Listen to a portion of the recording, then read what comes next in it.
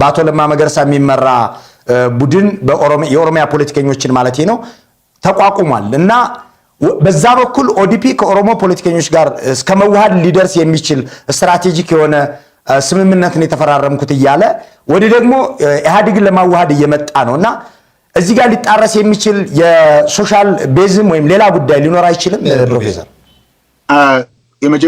ሁለት ጥያቄዎች ናቸው አሁን ባልከው ውስጥ ያለው። የመጀመሪያው ስትራቴጂ አስቀምጠዋል ያልከው ነው። አውጥተው አልተናገሩም። ነገር ግን እኔ በትክክል ስለማውቀው ምን እንደሆነ ስለማውቀው ልነግርህ እችላለሁ። የመጀመሪያው የኮመን ግራውንድ የኦሮሞ ፖለቲካ ፓርቲዎች በስትራቴጂ በታክቲክ እና በአንዳንድ የፖለቲካ ፕሮግራም ሊለያዩ ይችላሉ። ነገር ግን አንድ የሚያደርጋቸው ነገሮች አላቸው። አንድ ላይ መታገል የሚገባቸው ለኦሮሞ ህዝብ የመጀመሪያው ዶክመንት እሱ ነው። ያ ዶክመንት ኮመን ግራውንድ ነው የሚሰጣቸው እንጂ አንድነት አይደለም የሚሰጣቸው። ኮመን ግራውንድ እንግዲህ የጋራ እሳቤ ልትለው ትችላለህ። እሱ ነው ዋናው ዶክመንት። ሁለተኛው እያንዳንዳቸው ስራ በሚሰሩበት ጊዜ የፖለቲካ ስራ በሚሰሩበት ጊዜ እንዳይጋጩ የኮድ ኦፍ ኮንዳክት ነው በመካከላቸው ያለው። ሶስተኛው ይሄንን ኮኦርዲኔት የሚያደርግና አንዳንድ አብረው ሊሰሩ የሚችሉትን ነገር አብረው ሊሰራ የሚችል የኦሮሞ ፖለቲካ ፓርቲዎች ጥላ የሚል ነው የተቋቋመው። እስከ ውህደት ለማድረስ ከአነሳሱም አልነበረም። ዶክመንቶችም ወደ ውህደት ሊያደርሱ አይችሉም። ወደ ውህደትም ደግሞ መድረስ አያስፈልግም። ምክንያቱም የኦሮሞ ፖለቲካ ወይም የኦሮሞ ህዝብ አንድ ፖለቲካ ፓርቲ አይደለም የሚፈልገው። የተለያዩ ፓርቲዎች ሲኖሩ ነው ዲሞክራሲ መኖር የሚችለው። ሁለተኛው አንድ የተስማሙበት ነገር ምንድነው? ሁላችንም የምናደርገው ነገር እየተመካከረ እናደርጋለን ነው ያሉት። ስለዚህ ተመካከሩ አይደለም የኦዲፒ መሪዎች ሌላ ፓርቲ ጋር እንዋሃዳለን። ኦዲፒ በዚህ በኩል እዚህ ቁጭ ብሎ እየተነጋገረ ከዚህ ቁጭ ብሎ እንደ አካል እንደ ህጋዊ አካል እንደ ፓርቲ ከዚህ ጋር እየተነጋገረ ነገር ግን ሌላ ፓርቲ ውስጥ እዋጣለሁ በሚልበት ጊዜ እዚህ ቦታ ላይ ያለውን ቦታውን ለቋል ማለት ነው። ቦታውን ካለቀቀ በስተቀር እዛ ሄዶ መዋሃድ አይችልም። ስለዚህ መጣረሱ ግልጽ ነው። ምክንያቱም ከተዋሃድክና ህልውና ከጠፋ በኋላ በዚህኛው መድረክ ላይ ቦታ የለህም ማለት ነው። ይሄ ግን የኦፒዲኦ ጠባይ ነው። ሁለት ነገር መናገር የኦፒዲኦ ጠባይ ነው የማይድንብ። መደመርን ባዶ ነገር ነው ብለው አጣጣሉት። እርሶ በአንድ ቃለ መጠይቀው ላይ 300 ገጽ ያክል ትንታኔ የተጻፈለትን ነገር በዚህ ልክ ማቅለል ተገቢ ነው? ይቅርታ ልጠይቅ ወይስ እንደ እድሉን እየሰጠሁት ነው? የፈለጉትን ማለት ይችላል። መጽሐፉን አላነበብኩትም፣ ግን ጠቅላይ ሚኒስትሩ ራሳቸው ሲናገሩ በሬዲዮ ላይ በትክክል ሰምቻቸዋለሁ። የመጽሐፉ ምረቃ ቀን ደግሞ አንድ ሰው መድረክ ላይ ወጥተው 4 ምዕራፍ እንዳለውና ምን ከውስጡ እንዳለ ተናግረዋል። ትክክል ከሬዲዮ ላይ ከሰማሁት ጋር አንድ ነው። ከዛ ደግሞ ተነስተው ስለ ታሪካዊ አመጣጡና ምን እንደያዘ የፍልስፍና መሰረቱ ምን እንደሆነ ደግሞ የጠቅላይ ሚኒስትሩ ራሳቸው ሲናገሩ ሰምቻለሁ። ለኔ ርዕዮተ ዓለም የራሱ ታሪክ አለው። አንደኛ እንደዚህ በቀላሉ አንድ መጽሐፍ ጽፌያለሁና ሁሉ ህዝብ የሚቀበለው ርዕዮተ ዓለም ይሆናል ብዬ አልገምትም። እንደዛም ያሰቡ አይመስለኝም። የተባለውና እኔ የምቀበለው ፓርቲው ከአብዮታዊ ዴሞክራሲ መመሪያው የሚያደርገው መደመር ነው ካሉ የፓርቲው ጉዳይ እንደሆነ ልቀበለው እችላለሁ። እንደፈለጉ ያርጉት። ነገር ግን ኢትዮጵያ የምትመራበት ፍልስፍና ነው የሚሉ ከሆነ ማርክ ያሉትን ማርክስ እሱ እንደዚህ ነው የመደብ ነው ያሉትን እሱን መተው ነው ያለባቸው። ማርክስ በዛ ደረጃ የሚነገር አይደለም። እቺን ዓለም በዘመናዊ ሁኔታ ለወጡ ከሚባሉት ስላላላቅ የፍልስፍናና የፖለቲካ ኢኮኖሚ ትልልቅ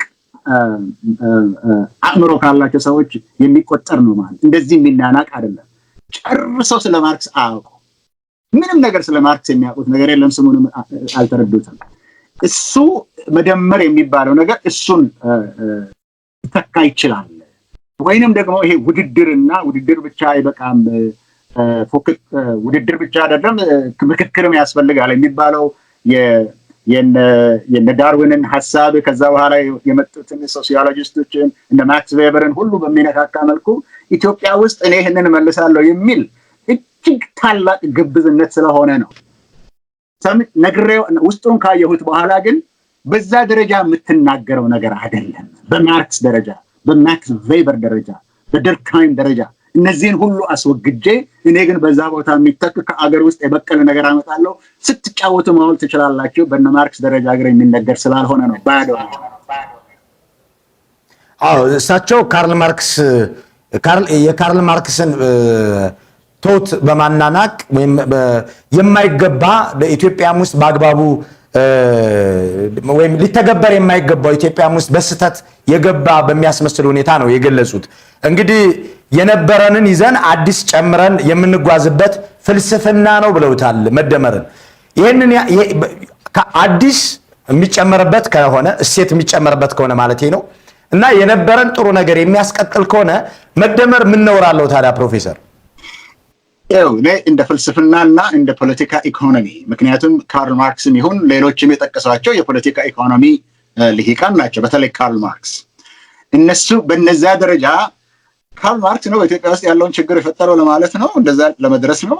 ሎክ ማርክሲዝም እንደ ፖለቲካ ፕሮግራምም ልታየው ትችላለህ፣ እንደ ቦዲ ኦፍ ኖሌጅም ልታየው ትችላለህ። የፖለቲካ ኢኮኖሚ ካርል ማርክስ አሁንም እንኳን እጅግ አስፈላጊ ሰው ነው። በተለይ አሁን በዓለም ላይ የኢንኢኳሊቲ በበዛበት ቦታ ላይ መልስ የሚሆንና አሁንም እንኳን ዓለም ሁሉ ስለሱ የሚነጋገርበት ሰው ነው።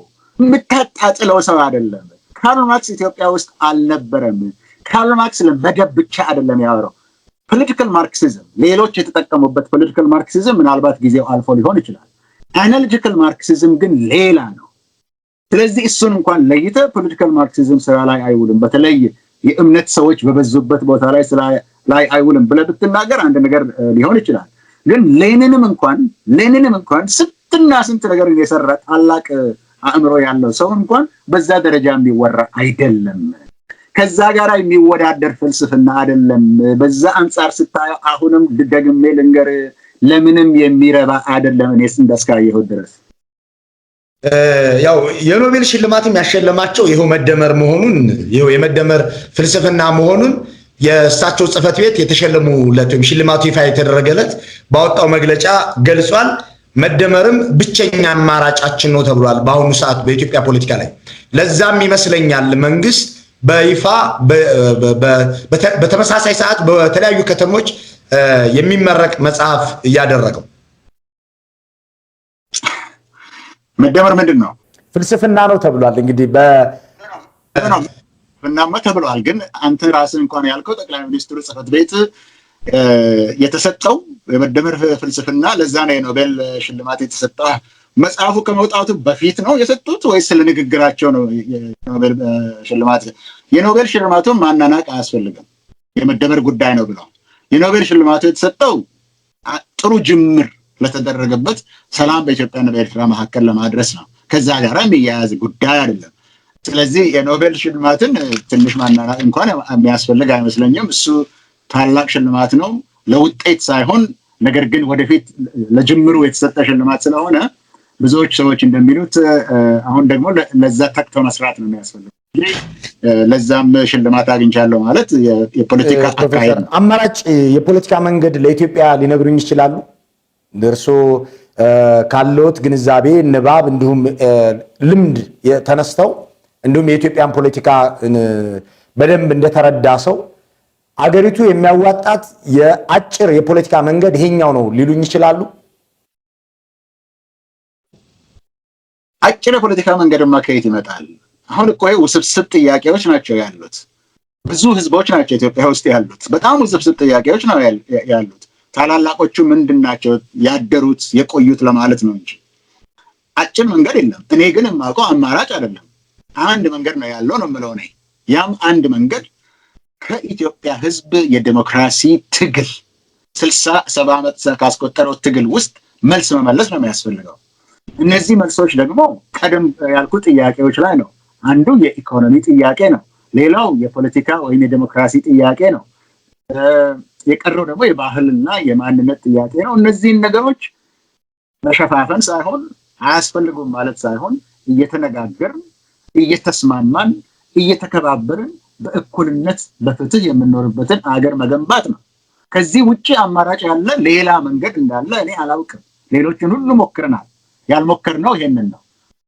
መልሱ ትክክል ነው ለኔ። አሁን ያለው የአደረጃጀት የህብረ ብሔር አደረጃጀት መልሱ ትክክል ነው። ነገር ግን ዲሞክራሲያዊ አልሆነም። ተጠያቂነት የለበትም። የህዝብ ጥያቄዎች እየተመለሱ አይደሉም ነው።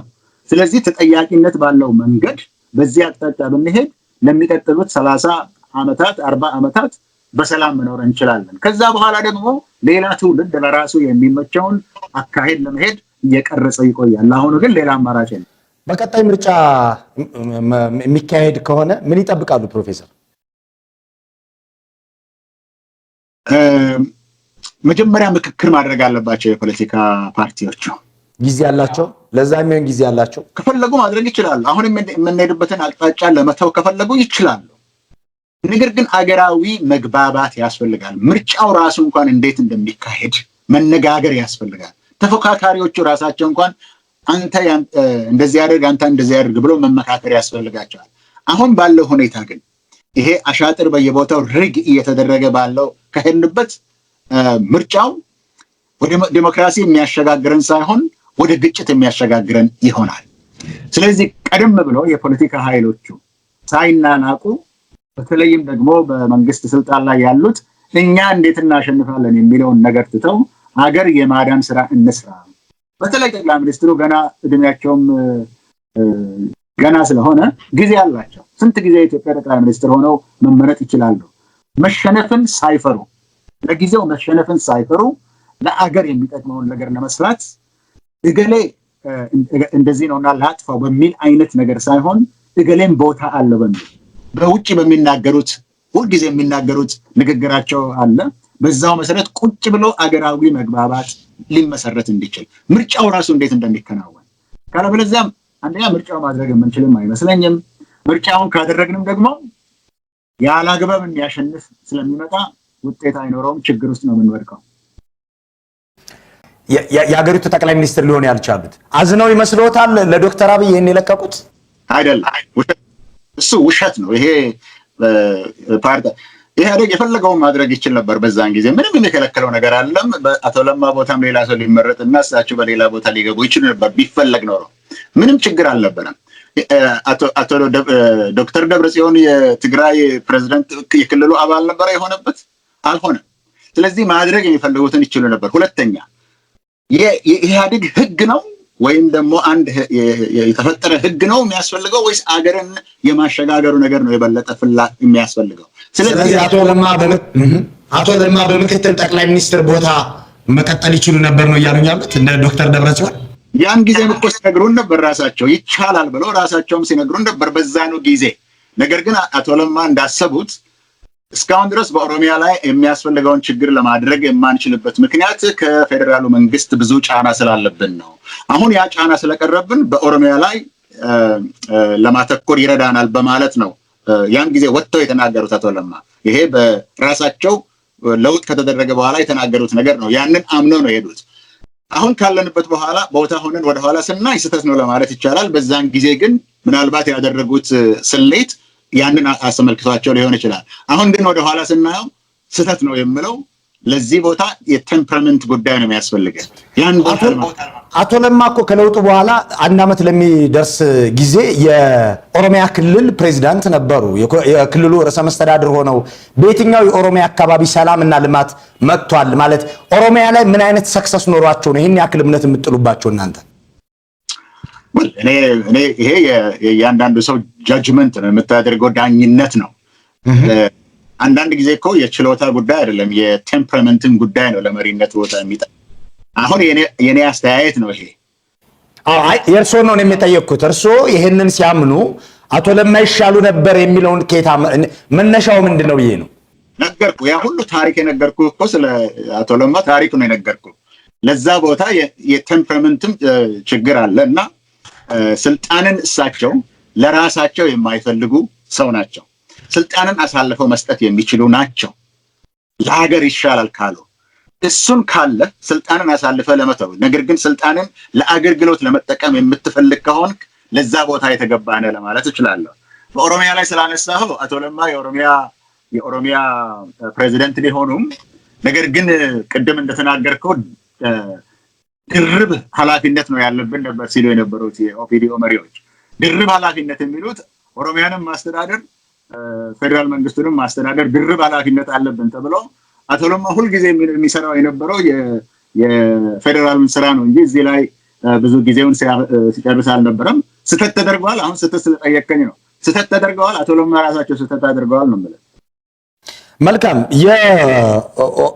የኦዲፒም ሆነ ያኔ ኦህዴድ እያለ ከለውጡ በኋላ ማለት ነው እንዲሁም ጠቅላይ ሚኒስትሩ በተደጋጋሚ ኦሮሞ አገር መምራት አይችልም ሊያስብሉን ነው ሳቦታጅ እያደረጉን ያሉት ወዘተ ይባል ነበር። ኦሮሞ አገር መምራት አይችልም የሚያስብል ነገር ነው ወይ? ያ አይነት አገላለጽ ተገቢ ነው ወይ ፕሮፌሰር? ማለትም የኦዲፒ ፌለር ወይም የኦዲፒ ውድቀት የኦሮሞ ህዝብ ውድቀት ሊሆን ይገባዋል ወይ? ስኬት ውስጥ የኦዲፒ ስኬት የኦሮሞ ህዝብ ስኬት ተደርጎ እንዲቀርብ የተደረገው ሬቶሪክ ተገቢ ነበር ወይ? ኦዲፒን በመግለጫው ጠቅላይ ሚኒስትር አብይም በተለያዩ መድረኮች ላይ ይህን ያነሱት ስለነበረ ነው። አቶ ለማ መገርሳም እንደዚሁ ተናግረውታልና ኦሮሞ አገር መምራት አይችልም ለማስባል የሚለው ትንሽ ኦፌንሲቭ የሆነ ንግግር አይደለም ወይም መግለጫ አይደለም? ከሌላ ኦሮሞ ካልሆነ ሰው ይልቅ እኔን ኦፌንድ የሚያደርገኝ እሱ ማስተዳደር እሱ ቢችል ኦሮሞ አልቻለም ወደሚል ችግሩ እኮ የተፈጠረው እዛ ላይ ነው። ኦዲፒ እኮ የኦሮሞን ጥቅም ለማስጠበቅ የተፈጠረ ድርጅት አይደለም። እዛ ውስጥም ሲገቡ የነበሩት የገዛ ራሳቸውን ጥቅም ለማስጠበቅ ሲገቡ የነበሩ ሰዎች ናቸው እንጂ የኦሮሞ ጉዳያቸው አልነበረም። ችግሩ ከወደቁ እነሱ ናቸው የሚወድቁት። ራሳቸው ናቸው የተመራረጡበት። አሁንም ሲሾሙ የነበሩበት እነሱ ናቸው። ከናንተ ውጪ ከኦፒዲኦ ውጪ አገርን ማስተዳደር የሚችሉ ሰዎችን የኢኮኖሚ ጉዳይ ላይ ፖለቲካ ያስተዳደር ላይ የሚያውቁ ሰዎችን አስገቡ ሲባል እምቢ ብለው እስካሁን ድረስም ሲመሩ የነበሩ እነሱ ናቸው። ውድቀቱ የኦሮሞ አይደለም። ውድቀቱ የኦፒዲኦ ነው። ኦፒዲኦ ደግሞ የኦሮሞ ድርጅት አይደለም። ያኔ ታዲያ ለምን ዝም አላችሁ ፕሮፌሰር? አሁን እንደዚህ አይነት ፐብሊክ ፊገሮች ያኔ ኦሮሞ አገር መምራት አይችልም ሊያስብሉን ነው ሲባል ይሄ ኦፌንድ የሚያደርገኝ ነው የሚሉት ንግግር ሲነገር እናንተ ለምንድን ነው በዝምታ ያለፋችሁት? ማስተካከል ለምን አልቻላችሁም? ማህም ይሆናል እንጂ ይሄንኑ ስንል ነበር። ሎክ ጠቅላይ ሚኒስትር ተመርጠው ስራ በያዙበት ጊዜ የምንሰጣቸው ክሪቲካል ሰፖርት ነው። ሲሰሩ ሰሩ እንላለን፣ ሳይሰሩ አልሰሩም እንላለን ነው። አሁን ነው እየታያቸው የመጣው እንጂ ለእናንተ ያቆምንበት ጊዜም አልነበረም። ይሄ ነገር ትክክል አይደለም ማለቱን ያቆምንበት ጊዜ አልነበረም። አሁን ግን ውድቀቱ መታየት ሲጀመር በየቦታው ሲታይ እስኬል መቼ ወጥተው ነው እንደዚህ አጠነከረው? የተውኩበት ጊዜ የለም። ታውቃለህ፣ በጽሁፍ እንኳን በምንም ስጽፍና በመነጋገርም በየቦታው ስናገር የነበረው ይሄንን ነው። ያን ተናግረናል፣ ዛሬ አይደለም። እስቲ ጠቅለል አድርጌ ወደ ኦሮሞ ፖለቲከኞች ጥያቄ ላንሳለሁት በደንብ ስለሚከታተሏቸውና በነገርየውም በደንብ ስለሚገባውት ማለት ነው። የኦሮሞ ፖለቲከኞች ኬኛ ፖለቲከኞች እየተባሉ ይተቻሉ። በአሁኑ ሰዓት ሁሉም ነገር የኛ ነው የሚል ጉዳይ ነው አጀንዳ እያደረጉ ያሉት። እሴት ከመጨመር ይልቅ በተፈጠረ ሀብት ላይ ቫልዩ አድ ከማድረግ ይልቅ የተፈጠረን ሀብትና ጉዳይ መቀራመት ላይ ማዕከል ያደረገ ነው ይላሉና ለምንድን ነው የኦሮሞ ወጣቶች አዳዲስ ስራ እንዲኖራቸው ባላቸው ሀብትም የተሻለ እድል እና ተጠቃሚነት እንዲኖራቸው ለማድረግ የሚያስችልን አማራጭ ማቅረብ ያልቻለ ፖለቲካ ኃይል በኦሮሚያ ውስጥ የበዛው? ከዛ ይልቅ የኔ ነው ወደሚለውና ወይም በዘንድሮ ቋንቋ ኬኛና የኛ ፖለቲካ ነው የተባለው የኬኛ ፖለቲካ ውስጥ የተገባው ለምንድን ነው ፕሮፌሰር? እቺ የውሸት ምርጫ ነች። እቺ ትክክለኛ አይደለችም። ኦሮሞ እንደ ኦሮሞ የኦሮሞ ፖለቲከኞችም ለኦሮሞ በኢትዮጵያ ውስጥ የሚገባው መብትና ድርሻ በላይ ጠይቆ አያውቅም። አንድም ቀን ጠይቆ አያውቅም። ኦሮሞ የሚጠይቀው ራሴን በራሴ ላስተዳድር ነው። ግልጽ ይሁን። ሁለተኛ ኦሮሚያ አካባቢ ያሉት የተፈጥሮ ሀብቶች እና ከኢኮኖሚ እድገት የሚመጡ ነገሮች ለኔም ይሰጡኝ። በተለይ በመሬት ጉዳይ ላይ መሬቴን አልነጠቅ፣ ያለ ካሳ ያለ በቂ ካሳ አልነጠቅ ነው። ሶስተኛ ኦሮሞ ሆኜ ተከብሬ በኢትዮጵያ ውስጥ ልኖር፣ አልናቅ፣ በማንነቴ ላይ ማንም አይንጣብኝ ነው። የኦሮሞ ጥያቄዎች ቀድሞም እንደዚህ ነው የነበሩት፣ አሁንም እንደዚህ ነው ያሉት። አሁን ደግሞ ህገ መንግስታዊ የሆኑ ጥያቄዎች ናቸው። ከዛ በላይ ጠይቀው አያውቅም። ያልከው ነገር ስለ አዲስ አበባ ከሆነ አዲስ አበባ የኛ ነው የሚለው ጉዳይ ላይ ከሆነ ታሪካዊም ነው። እሱ አይነት ታሪካዊ ጭቅጭቅ ውስጥ መግባት ስላልፈለግኩ ነው በደፈናው እንደዚህ አይነት ጥያቄ ያቀረብኩት። ምንድነው የኦሮሞ ወጣቶች ጥያቄ ግልጽና የማያሻማ ነው። ለማንኛውም ተመልካች ስራ ማግኘት ይፈልጋሉ፣ በሀብታቸው መጠቀም፣ በክልላቸው ሀብት መጠቀም ይፈልጋሉ፣ በፌዴራላዊ ስርዓት ውስጥ መኖር ይፈልጋሉ። ይህንን እንዲጠቀሙ ለማድረግ በክልሉም ሰላም እንዲመጣና ልማት የበለጠ እየጎለበተ እንዲመጣ ለማድረግ የኦሮሞ ፖለቲካ ኃይሎች ሚናቸው ለምን አነሰ ነው የኔ ጥያቄ። አሁን እኮ ነገርኩህ። ኦሮሞ ፖለቲከኞችም ሆነ የኦሮሞ ቄሮዎችም የኦሮሞ ህዝብም ለራሱ ከሚገባው በላይ ጠይቆ አያውቅም ያልኩህ እሱን ነው። ስራውን መስራት የሚገባው በአሁን ሰዓት በመንግስት ላይ ያለው ነው። በመንግስት ላይ ያለው ደግሞ የምርጫ ፖለቲካ ነው የሚያካሂደው። የምርጫ ፖለቲካ ማለት በኦሮሚያ ውስጥ ውድድር በምናደርግበት ጊዜ ሊጋፋንና ሊያሸንፈን ይችላል የሚባሉትን ድርጅቶች በመግፋት በማሳደድ አይ ቀላል ነው ስለዚህ ወደኛ ልናስጠጋው እንችላለን ልንገዛው እንችላለን የሚለውን ደግሞ ወደ ራስ በመጎተት የምርጫ ፖለቲካ ያካሄደ ያለው በመንግስት ላይ ስራውን እኮ ያልሰራው። አሁን የኦሮሞ ፖለቲኮችን ምን አርግ ትላለህ? አሁን አንተ መንገድ ይሰራሉ እንዴ? ፖለቲከኞች ስልጣን ላይ ነው ያሉት። የኦሮሞ ፖለቲከኞች ትምህርት ቤት ይከፍታሉ እንዴ? የኦሮሞ ፖለቲከኞች በጀት ይመድባሉ እንዴ? ይሄንን እኮ ነው እኛስ የምንለው ያለ ነው። ግን ይሄን አሁንም ላረጋግጥልህ ኦሮሞ ከራሱ በላይ ለሚገባው በላይ ጥያቄ ጠይቆ አያውቅም። አንድን ጥያቄ ጠይቆ አያውቅም። ውድቀት ግን እያካሄደ ያለው በመንግስት ላይ ያለው ስልጣን ላይ ያለው መሰራት የሚገባቸውን የመንግስት ስራዎች ትተው የምርጫ ፖለቲካ ስለሚያካሂድ ነው። ለዚህ ጉዳይ ነው ችግር የተፈጠረው። እሺ ትንሽ ቀየር ላድርገው መሰለኝ ፕሮፌሰር ይህን ጥያቄ። አሁን በአብዛኛው ታሪክ ላይ ማዕከል ይደረጋል ማለት በታሪክ መናከስ እና በብሶት ላይ መሰረት ያደረገ ፖለቲካ ኢትዮጵያ ውስጥ እየበረታ ነው የመጣው። በዋናነት ደግሞ የኦሮሞ ፖለቲካ መገለጫ እየሆነ ነው የሚሉ ሰዎችም አሉ። በታሪክንና ብሶትን ማዕከል ያደረገ ፖለቲካ እና ይሄ እስከ መቼ ነው ሊቀጥል የሚችለው? ሌላ አማራጭስ የለንም ወይ? እንደ አገርም ኦሮሚያስ ውስጥ የተለየ ሌላ አማራጭ የለም ወይ የሚሉ ሰዎች አሉ። ሁሌ ታሪክን ለምንድነው አጀንዳ ሆኖ የክርክርና የድርድር አጀንዳ ሆኖ የሚቀርበው የሚሉ ሰዎችን ምንድነው መልሶ? እቺም የውሸት ፕሮፓጋንዳ ነች። እንዲህ አይነቷ ነገርም የውሸት ፕሮፓጋንዳ ነች፣ እውነተኛ አይደለችም። እንደ ኦሮሞ ወደፊት እያየ ያለ የለም። አሁን በምን ያሳዩኝ ማሳያውን። እሺ ኢትዮጵያ ውስጥ ለመኖር የምንፈልገው አሁን እንዳልኩ እነዛ መብቶች ታሪካዊ የሆኑና ህገ መንግስታዊ የሆኑት መብቶች ቅድም ያልኩ ሶስቱ መብቶች የኦሮሞ ብቻ ሳይሆን የሁሉም የኢትዮጵያ ህዝብ መብቶች የሚከበሩባትን ኢትዮጵያ ነው የምንፈልገው። ያቺ ደግሞ በፌዴራላዊ ኢትዮጵያ ውስጥ ነው የምትኖረው። ህገ መንግስትን ይዘን ህጋዊያን ሰዎች ሆነ ህገ መንግስታዊያን ሰዎች ሆነን ፌዴራላዊት በሆነች በኢትዮጵያ ውስጥ ነው መኖር ነው የምንፈልገው ብሎ ግልጽ ያለ ንግግር የሚናገር ኦሮሞ ብቻ ነው። ሌላው ወደ ኋላ ተመልሶ የንጉስ አገዛዝም እንፈልጋለን የንጉስ ታሪክም አለን ብሎ ሲያወራ የሚውለው ኦሮሞ አይደለም። እዛ ኦሮሞ ላይ ላላትመው ከማለት በስተቀር የኦሮሞ ጥያቄ ግልጽ ጥያቄ፣ አካሄዱም ግልጽ ጥያቄ ነው። እኛ የታሪክ ጭቅጭቅ ውስጥ የለንም። እርሱን የሚሉኝ ፌዴራላዊና ህገ መንግስታዊ አገር ውስጥ የመኖርን ጉዳይ ለምንድነው የኦዲፒ ሊቀመንበርና የአጋሮ ተመራጭ የሆኑት ጠቅላይ ሚኒስትሩ እየመሩት አይደለም ወደሚል የወሰዳችሁ? ወይም እሳቸው ለምን ይመስሎታል እየመሩት ያለው ነው? ይሄንን ቅድም እኮ ነገርኩህ ያየሰው። ምክንያቱም ቀድሞውኑ ህገ መንግስትን ያልተከተሉ ነገሮች እየተሰሩ ነው። መሰራት የሚገባቸው ቀርተው የመሰራት የሚገባቸው እየተሰሩ ነው። ከአጋሮ ይውጡ እንጂ አጼ ምኒልክን ሲምቦሊክሊም በዙፋን ላይ ያስቀመጡ አጼ ኃይለሥላሴን እሱም ሲሰሩ ነው የሚውሉት። የህዝብ ጥያቄ የሚባለው ነገር ተረስቷል፣ ቀርቷል፣ ወደ ጎን ተትቷል። አሁን የምናደርገው ነገር አሁን ታሪክ ብለሃል አይደለም?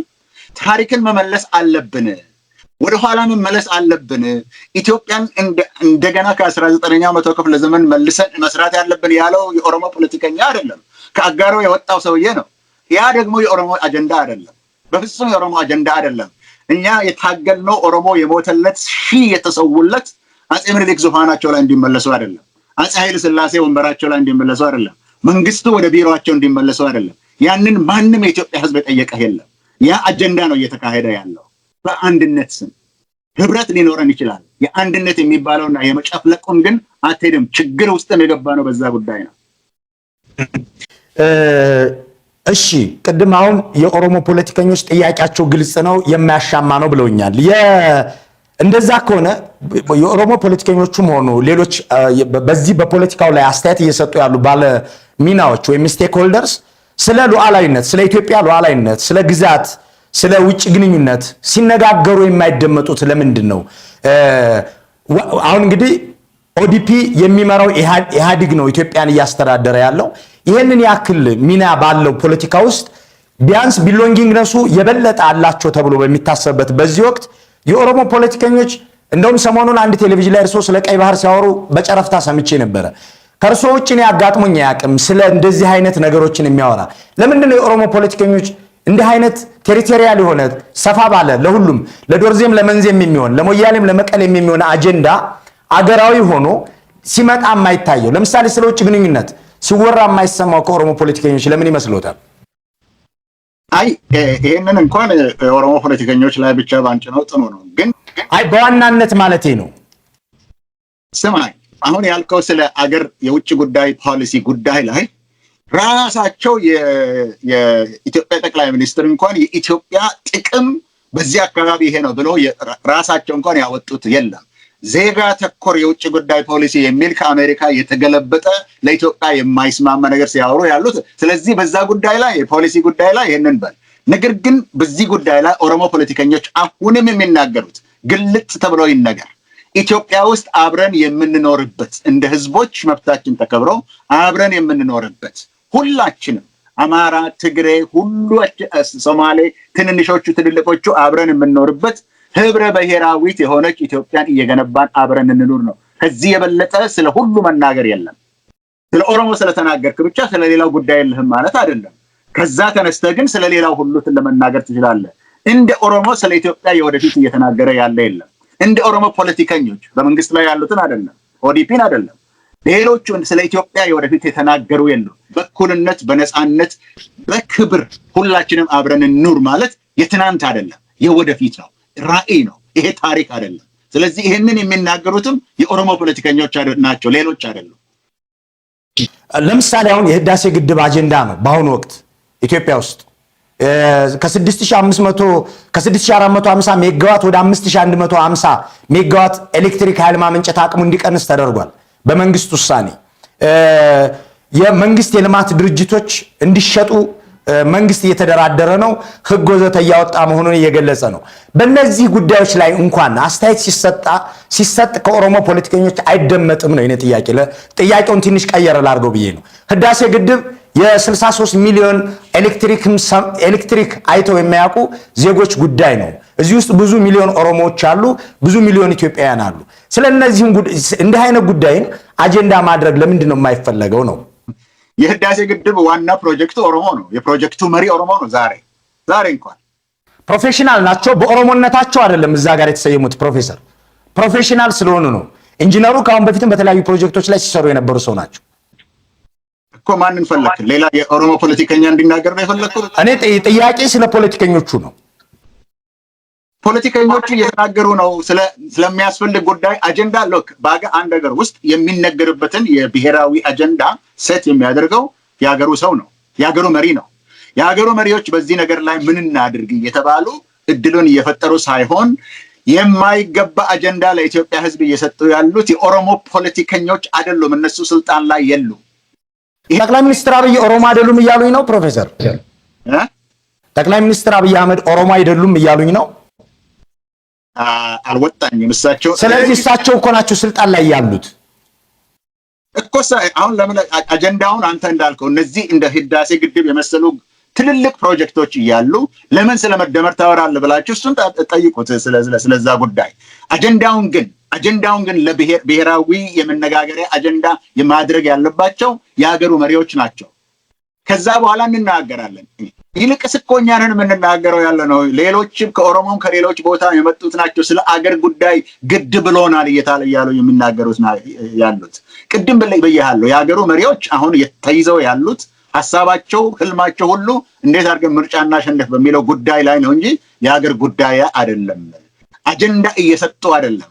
ለሀገር ጉዳይ ከሆነ አጀንዳ ይሰጥ ብለን ገና ከመጀመሪያው ይሄ ንግግር ላይ ፖለቲከኞች የሚናገሩት ብቻ ሳይሆን እስከ ወረዳ ድረስ የሚነገር ህዝቡ ሁሉ የሚናገረው ብሔራዊ አጀንዳዎች እየሰጡን ይሄዱ ነው። ያ ብሔራዊ አጀንዳ ደግሞ ኢትዮጵያን እንወዳለን ታሪካዊ ናት ምናምን አይደለም። አሁን ያሉትን እርግጠኛ የሆኑ አሁን ያሉትን ችግሮች ላይ የምንናገርበት ነው። እዛ ነገር ላይ አጀንዳው ማን ነው ያቀናበረ ያለው የሚለው ጥያቄ ነው። በግል ልጠይቅዎት ፕሮፌሰር፣ የአገሪቱ ትላልቅ የመንግስት ኢንተርፕራይዞች አሁን ለመሸጥ ጫፍ ደርሰዋል። በግል የእርሶ ሀሳብ ምንድን ነው? ማለት በዚህ ሊበራል በሆነው ዓለም ውስጥም እየኖሩ ስለሆነ የማርኬት ኢኮኖሚንም በደንብ ያውቁታል ብዬ ስለማስብ ይሄ ፋይናንሻላይዜሽንም ይረዳሉ ብዬ ስለማስብ ምንድነው በእርግጥ በዚህ ወቅት ወቅታዊና አዋጪ ነው ወይ በአንድ በኩል፣ በሌላ ወገን ደግሞ ይሄ መንግስትስ የመሸጥ ማንዴት አለው ወይ? ሌጂቲሜሲ ክራይሲስ ውስጥ አልገባም ወይ? ጥሩ ጥያቄ ነው። ይሄም ግን ረጅም ጊዜ ቀስ ብለን አሁን እንደ ሃርቶክ ቶሎ ቶሎ የምንመልሰው ነገር ሳይሆን ጥሩ ጥያቄ መነገር ያለበት ብሔራዊ አጀንዳ ነው መሆን የነበረበት። ይሄ አሁን እዛ ጉዳይ ላይ ተናገርከው ባጭሩ ይሄን ልበል። ኢትዮጵያ ከጣሊያን ጊዜ ጀምሮ እስከ 2005 ድረስ የኢኮኖሚ እድገት አልነበራትም። የኢኮኖሚ እድገት ማለት ኢኮኖሚ እንቅስቃሴ አልነበረም ማለት አይደለም። በእድገት ደረጃ ኢኮኖሚው ያደገ ከህዝብ ብዛት ጋር ቀድሞ የሄደ ነው የሚል እድገት አልነበረም። በጠቅላላው ለ60 ዓመታት ያክል ስታግኔሽን ነው በኢትዮጵያ ውስጥ የነበረው። ይሄ ዲቨሎፕመንታል ስቴት የሚባለው ልማታዊ መንግስት ከመጣ ጊዜ ጀምሮ ኢትዮጵያ ያላት ሀብት ሁለት ነው፣ መሬትና የሰው ሀብት ነው። ይሄንን ነው ማዳበር ያለብን። በዚህ ነገር ላይ መሬትን በመስጠት ሬንት ዲስትሪቢዩት የሚያደርገው መንግስት ይሁን። ከዛ ሌላ ደግሞ ሌበር ያላት ሀብት የሰው ኃይል ስለሆነ የሰው ኃይል የሚዳብርበትን ትምህርት ቤት እንስራ፣ ክሊኒክ እንስራ ብሎ እዛ ላይ ከ2005 እንደ ፈረንጅ አቆጣጠር እስከ 10 ሲሰሩ ቆይተው ከ2010 በኋላ ደግሞ የግሮት ኤንድ ትራንስፎርሜሽን የሚባለውን ነገር ስራ ላይ አውለው ያን ጊዜ ነው ኢትዮጵያ ከ2005 ጀምሮ ነው የኢኮኖሚ እድገት እንኳን ማሳየት የጀመረችው። ያ የኢኮኖሚ እድገት ለህዝቡ ሁሉ አልተዳረሰም ማለት አንድ ጥያቄ ነው።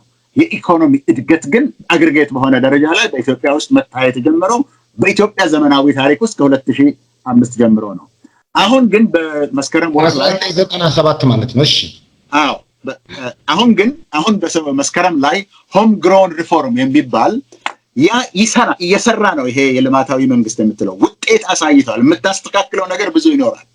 ነገር ግን አሁን የመጣው ይሄ ሆም ግሮን ሪፎርም የሚባለው እንዳለ እሱ ራሱ ምን ማለት እንደሆነ አይገባኝም። እኔ በኢኮኖሚ አገር በቀል ውስጥ በቀል ውጭ አገር በቀል የሚባል ነገር ራሱ አይገባኝም። ያ ነገር ከመስመር ውጭ ነው እየተነጋገሩት ያሉት። እየሰራ ያለውን ነገር የምታስተካክለውን አስተካክል እንጂ ዞረህ እዛ ዳቮስ ላይ ወጥተህ የምትናገረው የዚህ የኒዮ ሊበራል ቋንቋዎችን እየተናገርክ ያለው አደጋ እያመጣህ ነው በዛ ጉዳይም ላይ። ስለዚህ ይሄንን ነገር አውጥተው እየተናገሩ አይደለም። ችግሮቹ ታውቀዋል። የኢትዮጵያ የኢኮኖሚ አካሄድ ግን ካየኸው ከየትኛው መጣ በሚባለው ነገር ካየኸው ማደግ እንኳን የጀመረችው ከ97 ጀምሮ ነው። እሱን እንዳለ መለዋወጥ ምን አመጣው? እዛ ውስጥ ይሄ ፕራይቬታይዜሽን የምትለው ነገር አለ። ከዛ ውስጥ አንድ ምሳሌ ልውሰድና እተዋለሁ እዚህ ጉዳይ ላይ። የኢትዮጵያ አየር መንገድ የኢትዮጵያ የመንግስትም የግል ድርጅቶችም ማየት ያለባቸው የሱን ፋና ዱካ መከተል ያለባቸው ድርጅት ነው የኢትዮጵያ አየር መንገድ።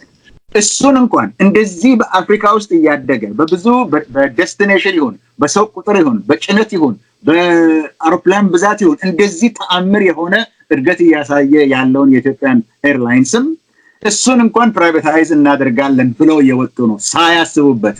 አደጋ ነው ልልህ ነው። የኢትዮጵያን አየር መንገድ የሰራውን እሱ እየሰራ ያለውን የኢትዮጵያ አየር መንገድ የሆነውን ሁሉ የኢትዮጵያ መንግስት ድርጅትና ሁሉ የግል ድርጅቶች ቢሰሩ ለኢትዮጵያ ጥሩ ነበር። እሱም ግን ቆራርጠን ለውጭ ሀገርም ለውስጥ ሀገርም እንሸጣለን የሚለው ምናልባት ለጊዜው የውጭ ምንዛሬ ሊያመጣል ይችላል። በኢኮኖሚ የእድገት አቅጣጫ ላይ ግን ስህተት ነው። ስለዚህ ትክክል አይደለም ይሄ አሰራር ብዬ ነው የማምነው። የውጭ ጣልቃ ገብነትን ከዚህ ጋር በተገናኘ እንዴት ያዩታል? በተለይም የአሜሪካኖቹ በኢትዮጵያ ኢኮኖሚ እና የአገር ውስጥ የውስጥ ፖሊሲ ጉዳዮች ላይ እያደረጉ ነው የሚባለው ጣልቃ ገብነት ለእርሶ ትርጉም ይሰጥዎታል?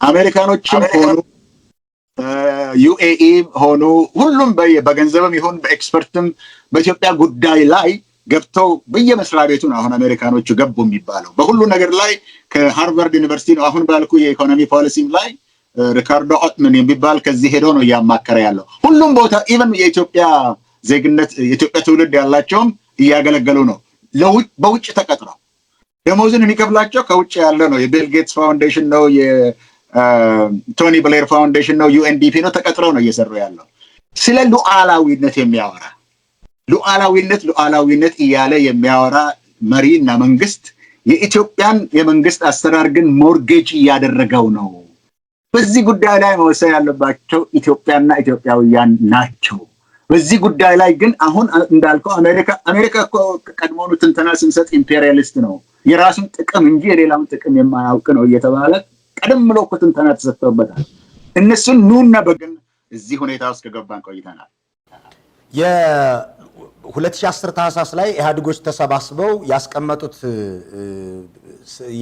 የሽግግር ወይም የለውጥ በነሱ ቋንቋ ጥልቅ ተሐድሶ ያስቀመጡት ፎርሙላ እስረኞችን መፍታት የተሰደዱ ፖለቲከኞችን ወደ ሀገር ቤት ማስገባት የሚልና ከኤርትራ ጋር መታረቅ የሚል ነበር ያንን የለውጥ ኃይሉ አላሳካም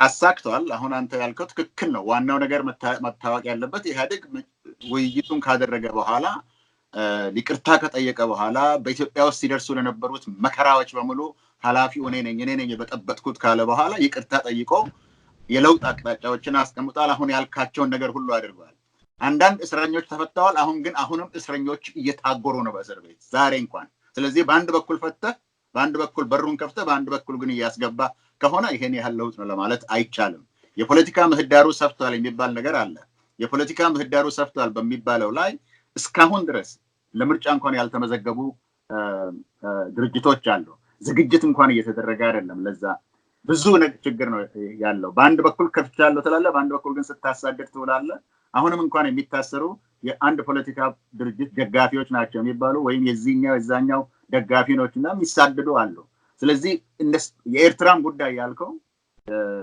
የኤርትራ ጉዳይም አንዳንድ ለውጦች ተደርገውበታል ሰላም ወርዷል ለማለት ይቻላል ነገር ግን ሁለት ችግሮች አሉበት አንደኛ ሁለት ሀገሮች መካከል የሚደረጉ ነገሮች በሙሉ ሁሉም ተቋማዊና ህጋዊ መሆን አለባቸው በዚህ ደረጃ በተቋምና በህግ ላይ የተመሰረተ ሰላም ወርዷል ለማለት አይቻልም ሁለተኛ በምድሩ ላይ በመሬቱ ላይ በኤርትራና በኢትዮጵያ መካከል አሁንም እንኳን ብታይ መግቢያ የነበሩት አምስቶቹ በሮች ተዘግተዋል እንቅስቃሴ እየሄደ አይደለም አውሮፕላን ይገባል ይወጣል ነገር ግን ይሄ እርቅ የተጀመረው በሁለቱ መሪዎች መካከል የተጀመረው መግባባት የውጭ ጉዳይ ሚኒስቴር እንኳን በትክክል የሚያውቀው አይመስለኝም ስለዚህ ይሄ ነገር ወርዷል መሬት ላይ ወርዷል ህግን ይዟል ተቋምን ይዟል የምትልበት ደረጃ አይደለም ስለዚህ ሶስት ነገሮች ነው ያነሳው በሶስት ነገሮችም ላይ ለውጥ ተጀምሮ ነበር እንደገና የባሰ ነገር ደግሞ እየተሰራ ነው ያለው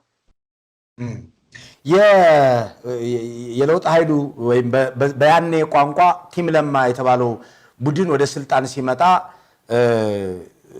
በጥንቃቄ መያዝ እንዳለበት የተለያዩ ሰዎች አስተያየት ሲሰጡ ነበረ እርሶ ከሆነ ጊዜ ጀምሮ በጣም ክሪቲካል ሆነዋል ወይም ትችቶ በጣም በጥልቀት መሆን ጀምሯልና ምክንያቱ ምንድነው ይህን ያክል ጠንካራ ትችቶችን ለመሰንዘር የዳረገው ነገር ምንድነው ፕሮፌሰር ጥሩ ነው ጥሩ ጥያቄ ነው የጠየቀው ምክንያቱም አሁን የነገርኩህ ነው ቀደም ሲል ባሉት ጊዜያት ሽግግር ያስፈልጋል በተባለበት ጊዜ ሽግግሩ እንኳን ሳይጀምር አዲስ ጠቅላይ ሚኒስትር እንኳን ሳይመረጡ አስቀድመን እንዲህ አይነት ነገሮች ካልተደረጉ ይሄ ሽግግር መንገዱን ይስታል ምክንያቱም የብዙ አገር ከዲሞክራሲ ወደ ከአምባገነን ስርዓት ወደ ዲሞክራሲ የሚሄዱትን አይተናል ችግሮቹን እናውቃለን የብዙ ጊዜ ልምድ አለ ጥናቶች አሉ ብዙ ዕውቀት አለና እንዲህ መደረግ ይገባቸዋል ተብሎ በተለይ በሽግግሩ ጋር ከሽግግር ጋር የሚመጡትን ነገሮች ለይተው በጽሁፍም እኔ ሁለት ጊዜ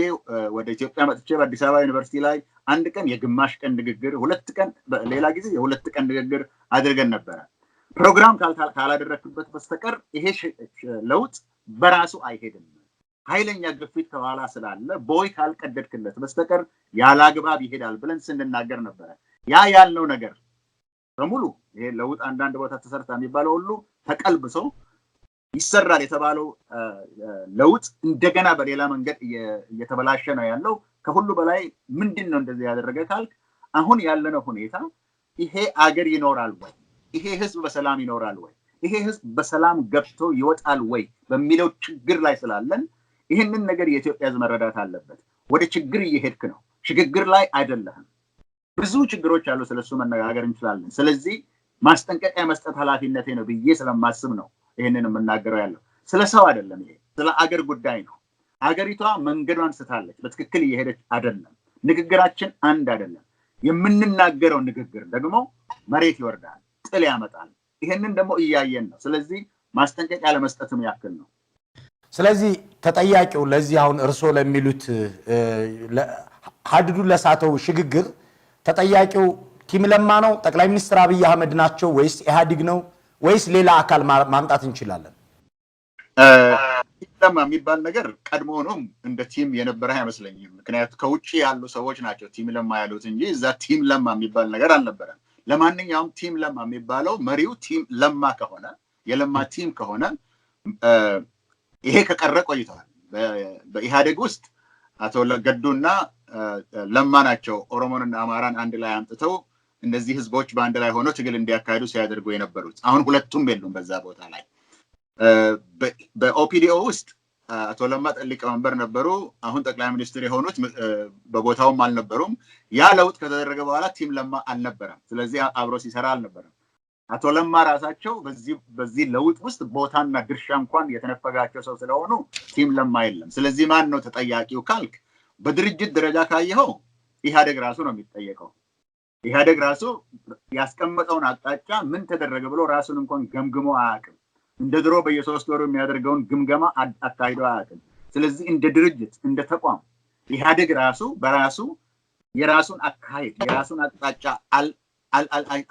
እየገመገመ አይደለም። ትክክል ነው ይሄን ብሎ ኃላፊነት እየሰጠ መሪዎች ናቸው ብለው ያስቀመጣቸውን በትክክል መሄዳቸውን እያወቀ አይደለም። ስለዚህ እንደ ተቋም ውድቀት ደርሶበታል ለማለት ይቻላል። ነገር ግን መሪ የነበሩት ደግሞ የኢህአዴግ አሰራር እየታወቀ እያለ ኢህአዴግ ሁልጊዜ ራሱን እየገመገመ አጥፍቻለሁ ካለ በኋላ በፍጹም አጥፍቻለሁ ካለ በኋላ ነገር ግን ኃላፊነቱን በሚተውበትን ጊዜ ኃላፊነቱን የተቀበሉት ጠቅላይ ሚኒስትሩ ናቸው። ስለዚህ የሀገሩ ዋና መሪ ያለምንም ተቋም ያለምንም ህግ የተጠያቂነት ሳይኖራቸው ሲያካሂዱ የነበሩት ጠቅላይ ሚኒስትሩ ስለሆኑ የለውጥም መሪ ነኝ የለውጥም ሐዋርያ ነኝ ብለው ስለሚናገሩ ነገር ግን ከተሰጣቸው አቅጣጫ ሁሉ ውጪ እየሄዱ የሚፈልጉትን የሚያደርጉ ስለሆኑ ሁለተኛው እንደ ግል ተጠያቂ ደግሞ እሳቸው ናቸው። ምክንያቱም የሀገሪቱ መሪ ናቸው። ቲም ለማን በስም መጠሪያ ያደረጉት አቶ ለማ መገርሳ ናቸው። አሁን እርስዎ የሚሉኝ ደግሞ ጭራሽም ቦታ የላቸውም በዚህ የሽግግር ወቅት እያሉኝ ነው። የመከላከያ ሚኒስትር ናቸው። የኦዲፒ ምክትል ሊቀመንበር ናቸው። አሁንም አብረው እየሰሩ እንደሆነ ጉዟቸው የሚለያቸው ሞት እንደሆነ እየተናገሩ የከረሙበትን እናስታውሰው ነው። ጠቅላይ ሚኒስትር አብይ አህመድና የኦዲፒ ሊቀመንበር እንዲሁም ምክትላቸው አቶ ለማ ማለት ነው። ሁለቱም ሊለያዩ የማይችሉ ሰዎች እንደሆኑ በተደጋጋሚ ተናግረዋል። ስለዚህ አሁን ቦታ የላቸው ማለት ይቻላል በዚህ ሽግግር ወቅት አቶ ለማን የቴሌቪዥን ድራማ ያየ በቴሌቪዥን ላይ የሚደረገውን ድራማ ያየ አላቸው ልትል ትችላለህ። አሁን አንተ የምትለው ቴሌቪዥን ላይ የሚደረግ ድራማ አለ፣ ውሸት ነው። አንድ ላይ ለምሳሌ የወርቅ ሽልማቱን በቀደም ተሰጣቸው። ከጠቅላይ ሚኒስትሩ የኢትዮጵያ መንግስት የሸለማቸውን ለአቶ ለማ ሰጥተዋል። ይህ አንዱ የአንድነታቸው ማሳያ አይችልም? አሁን እኮ ነግሬሃለሁ። እኔ የቴሌቪዥን ድራማ እያየሁ አይደለም ውሳኔ የምሰጠው፣ እሱ የቴሌቪዥን ድራማ ነው። አሁን እንዳንተ አይነቱንም ይሄው እንደዚህ ያደርገናል ምናምን እያሉ እያማለሉ ይኖራሉ። እውነት ከሆነ ግን በመርህ ደረጃ ተለያይተዋል። አሁን ሁለቱ ሰዎች ሊዋደዱ ይችላሉ፣ ለዘላለሙ አብረው ሊዋደዱ ይችላሉ፣ መቃብራቸውንም አንድ ጎን ለጎን ሊያደርጉ ይችላሉ። በመርህ ደረጃ ግን አንድ ላይ አይደለም ያሉት። ምንድነው የመርህ ልዩነታቸው? ፕሊስ። የመጀመሪያው ነገር አሁን መደረግ ያለበት እኔ እስከማውቀው ድረስ በስብሰባቸው ላይ ተናገሩ ከሚባለው መረጃ እስከሚወጣ ድረስ ጠቅላይ ሚኒስትሩ የሚያደርጉት አንደኛ የመደመር ፍልስፍና ነው።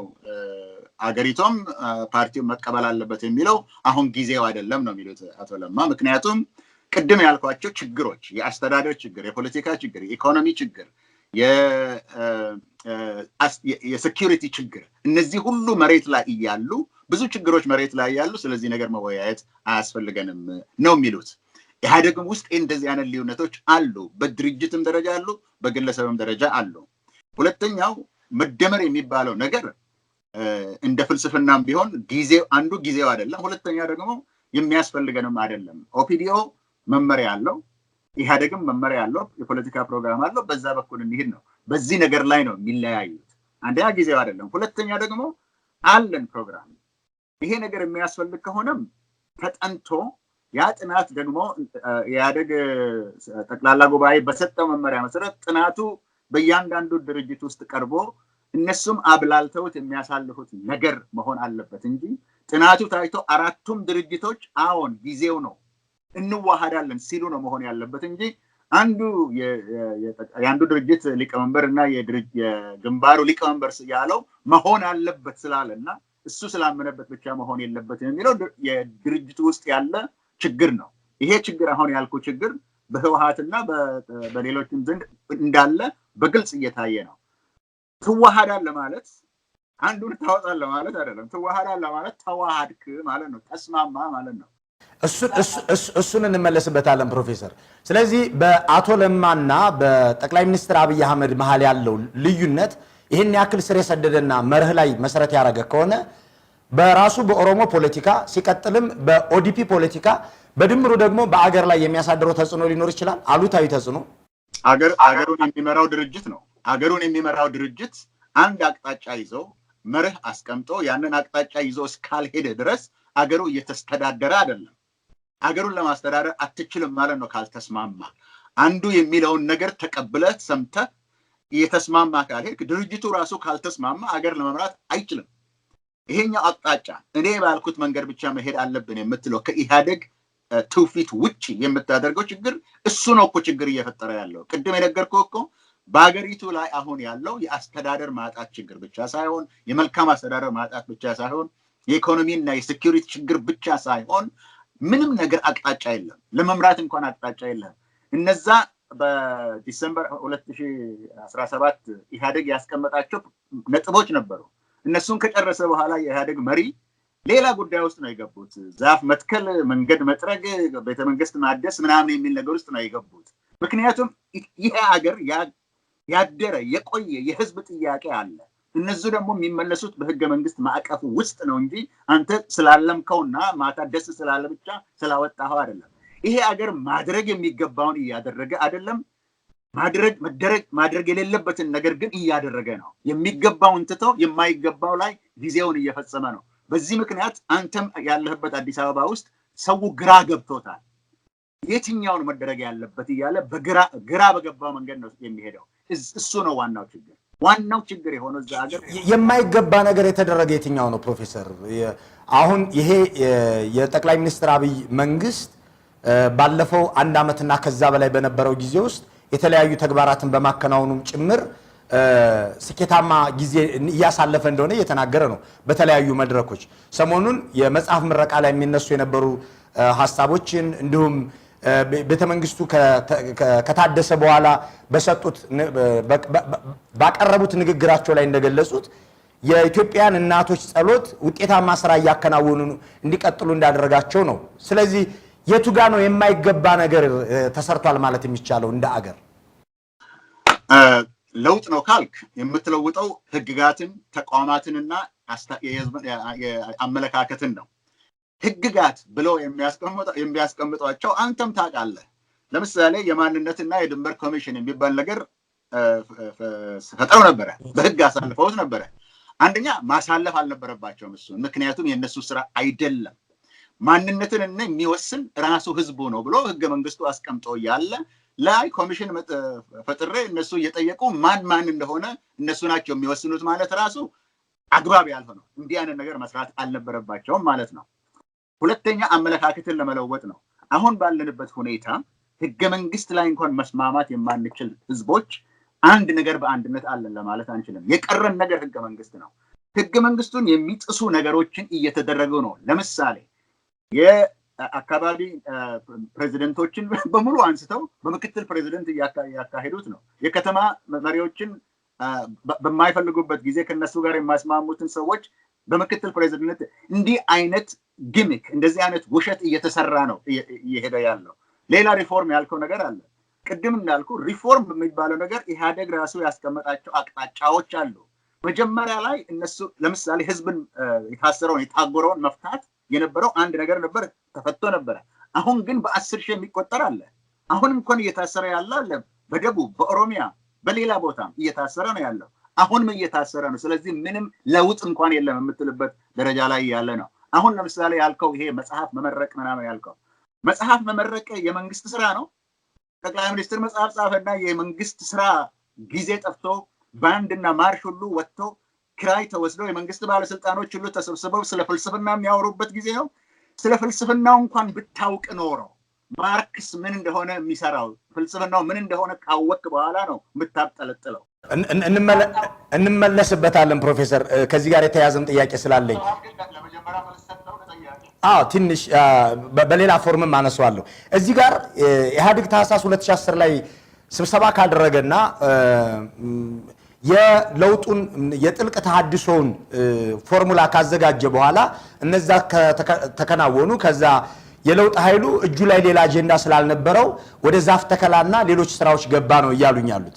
በወቅቱ ግን በርካታ የኦሮሞ ፖለቲከኞችና እንደርሶ ያሉ በፐብሊክ ፊገሮች የኦሮሞ ምንድነው አጥንተንና አቅደን ነው ይሄንን ለውጥ እንዲመጣ ያደረግነው፣ ይሄ ወደ እንደዚህ አይነት ለውጥ ውስጥ እንድንገባ የተደረገው በጥናትና በእቅድ ነው ተብሏል። እና ቲም ለማንም ስልጣን ያስያዙት በዋናነት የኦሮሞ ልሂቃን እንደሆኑ ሲነገር ነበርና የታል ጥናቱ? የታልስ ይሄ አልቆና ደቆ የቀረበው ነገር? ቢያንስ ከናንተ ከኦሮሞ ልሂቃን የሚጠበቀው ነገር ተከናውኗል ማለት ይቻላል ወይ? ጥናት ሳይሆን ስትራቴጂ ነው። ጥናት ተደርጓል ሳይሆን ስትራቴጂውም ቢሆን ያው መድረሻ ነው። የታልሱ ነው እየጠየኩ ያለው እኮ የነገርኩህ ነው። አንተ ስትራቴጂ የነበረው አንደኛ ለውጥ በሚመጣበት ጊዜ በኢትዮጵያ ውስጥ ለውጥ ሲመጣ ሁልጊዜ መንግስት ይወድቃል። የኃይለ ሥላሴ መንግስት ወድቀዋል፣ የደርግ መንግስት ወድቀዋል። እንደዛ እየተደረገ የተሰራው ነገር በሙሉ ስለሚወድቅ በአሁኑ ለውጥ ጊዜ በአዝጋሚ መንገድ ካልሆነ በስተቀር ሰላማዊ ካልሆነ በስተቀር ብለን ያስቀመጥነው ስትራቴጂ ሰርቷል። ከውስጥ ከኢህአዴግ ውስጥ ለውጥ እንፈልጋለን የሚሉ ታደስን የሚሉ ሰዎች መጥተው ስልጣን መያዛቸው ትክክል ነበር። ስትራቴጂው በዛን ጊዜ ሰርቷል። ስትራቴጂው ደግሞ እንዲሰራና ኢትዮጵያ ወደ ዴሞክራሲ እንድትሸጋገርም ለአንተ እንኳን ቅድም ስነግርህ ለመንገር እንደፈለግኩት የለውጡ ስትራቴጂ ሮድ ማፕ እንደዚህ መሆን አለበት ብለን ሀሳብ ሰጥተን፣ ነገር ግን ሮድ ማፑ የሚመጣው ይህ ፍኖተ ካርታ የሚመጣው ከንግግር ነው፣ ከኔጎሽዬሽንስ መውጣት ያለበት ከድርድር ነው እንጂ ከክርክር አይደለም ብለን ብዙ ጊዜ አሁን እንዳልኩ በመጀመሪያ ላይ ከጀኒቫ አዲስ አበባ ዩኒቨርሲቲ ላይ በጽሁፍም ብዙ ጊዜ አድርገን ነበር። እሱን አናደርገው ነው ያሉት። ለውጥ በምንም አይነት ያለ ፕሮግራም መሄድ አይችልም። ለውጥ ራሱ ፕሮግራም ያስፈልገዋል። ይሄንን በየጊዜው ስንወተውት ነው የነበረው።